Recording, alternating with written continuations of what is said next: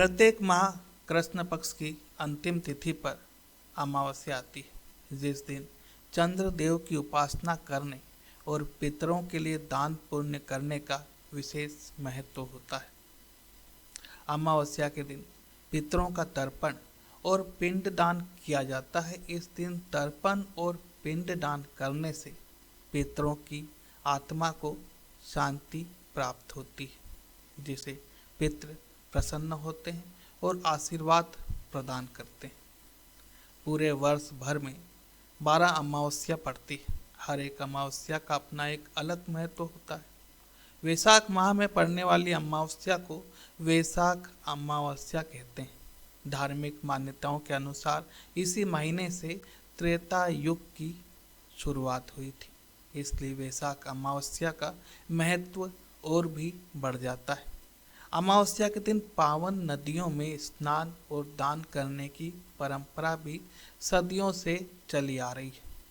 वैशाख अमावस्या के दिन पवित्र नदियों में स्नान और दान पुण्य करना बहुत ही फलदायी माना गया है। अगर आप गंगा किनारे या किसी अन्य पवित्र नदी किनारे नहीं रहते हैं और बाहर जाना संभव नहीं है, तो घर पर ही नहाने के पानी में गंगा जल मिलाकर स्नान करना चाहिए। ऐसा करने से गंगा स्नान जितना फल प्राप्त होता है।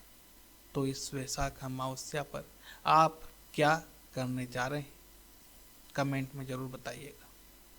इस वर्ष वैशाख अमावस्या का आरंभ 16 अप्रैल की रात 8:11 पर होगा और इसका समापन 17 अप्रैल की शाम 5:21 पर होगा।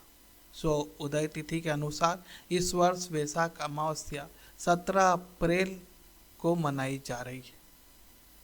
इस बार वैशाख अमावस्या के दिन सर्वार्थ सिद्धि योग बन रहा है।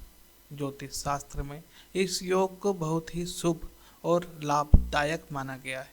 इस योग में जो भी कार्य किए जाते हैं उनमें 100% सफलता मिलती है। इसके अलावा सर्वार्थ सिद्धि योग में दान करने से कई गुना अधिक पुण्य मिलता है। इस शुभ योग में पूजा पाठ करने से घर में अन्नपूर्णा बनी रहती है।